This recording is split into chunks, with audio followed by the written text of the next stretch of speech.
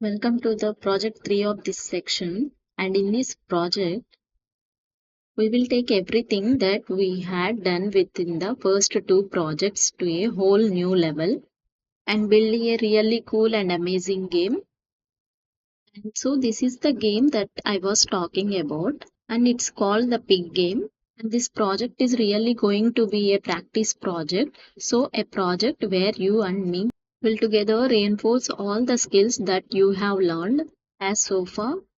But remember from the last section, reinforcing knowledge is one of the most important things that you can do to learn.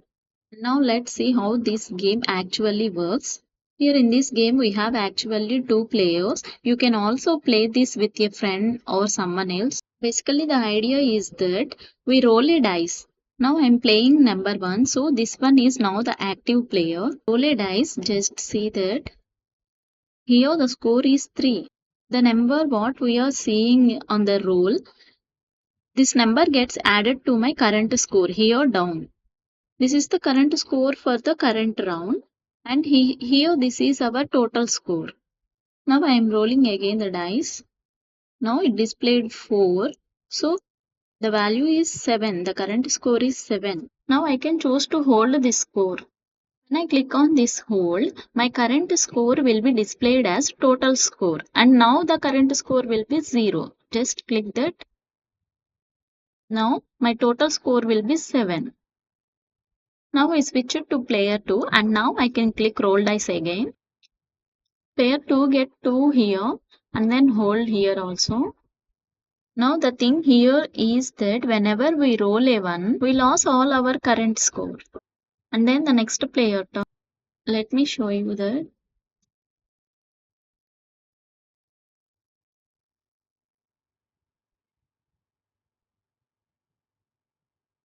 Whenever we got 1, the all of current score will be gone. So at last when the player reaches 100 points, then he wins.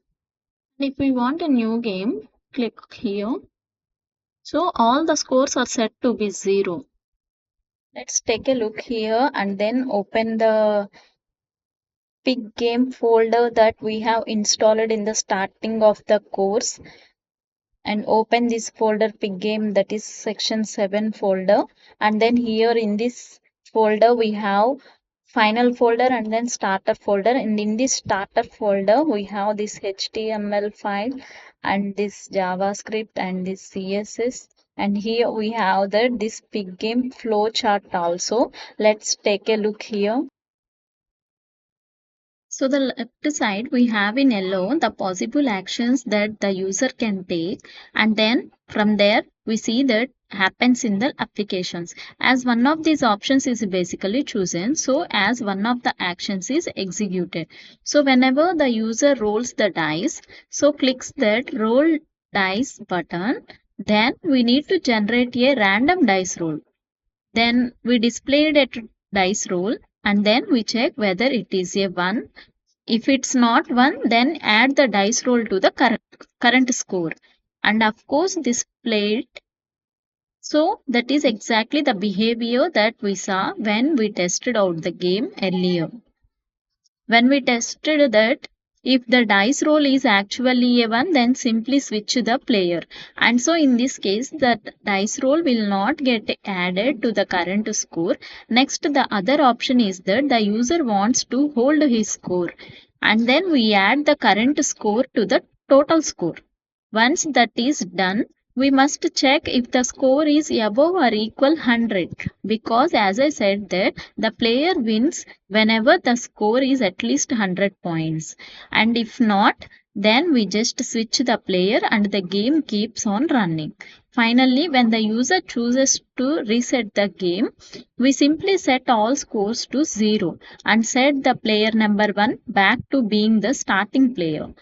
So this is a very nice way again to visualize what happens in the applications, and it's also a very good guide for us to actually implement the application in code. So usually whenever I build a project like this, I like to draw a flow chart like this, and it does not need to have all this precision right from the start. So we can start out with a rough sketch without the complete plan of what we are going to build. This is very helpful. Here in this index file, these initial values comes from. Now let's open the live server and then see here the value player 1 is 43 and then the value of player 2 is 24. This is the total score of player 1 and this is the total score of player 2. These two values are initially comes from this HTML code. Now I want to show you that here we have each of the dices. You see here for 1 and then 2, all these images 3, 4, 5 and then 6. Now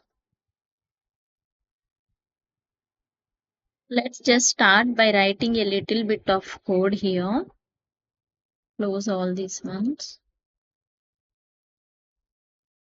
Okay. So the first thing that we are going to do here is to put these scores to 0 and then make these dice disappear. Let's write that const score equal document dot query selector and then here we need to write the class name, that is score.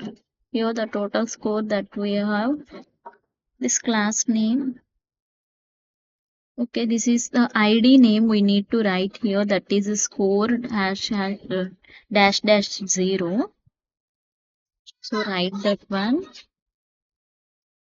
score dash dash 0. And then for our understanding, I am writing here 0. Here we are selected the ID. So for that reason, we need to place here hash symbol. Okay. Now here we have another way of selecting the elements also. Let me show you that const score 1. For example, I am taking that document dot. Here we are not giving the query selector. Instead of that, we are giving the get element by get element by ID. Here no space. ID and then the selector name, that is 1. This is another way of selecting elements. Now we can use here the variables, that something here on. I'm giving here I'm calling these two as score 0th element and score first element. So we are selected these elements here and now we can use the variables to do something on them. And again we do that because probably we will need to do something with these selected elements multiple times throughout the application. And so we just defined them top of our file instead of having to select the same elements again and again. For our understanding, writing here in comments, this is for selecting elements. Now set these initial conditions of score 0 element. 0 element is equal 0th element dot text content set to 0. And then the next one, score first element dot text content, that is also set to 0. These are the initial values we are assigning. We can't place these two in strings because we are assigning the values, that is numbers. Now let's run the code here. Here the value is set, change it to 0. And now we have to hide this dice here. For that, here we are using a hidden class. Let's write the class here in the last of file. Here,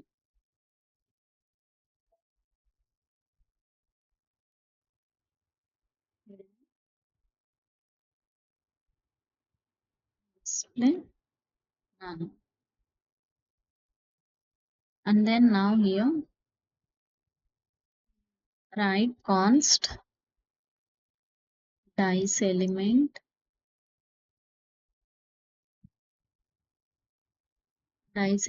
equal document dot queries selector, and then here the name, that is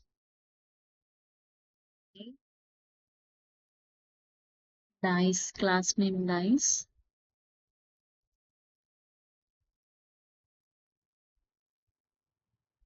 Now here we are starting the conditions.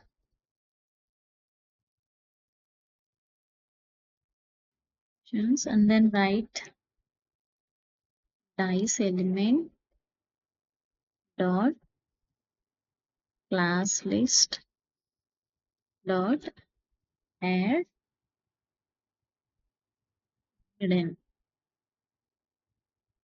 In the previous lecture we have already discussed all these. And then now reload.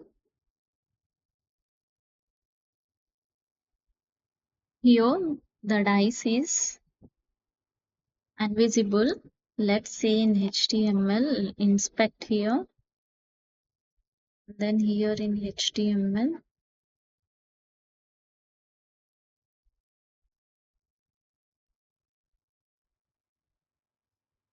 we have the dice hidden. Here in this HTML we don't have the hidden, so here it is assigned. So for this we implemented the role dice functionality, and then if we want the role dice functionality we can simply remove that class. So we will continue in the next lecture in the remaining part. Thank you.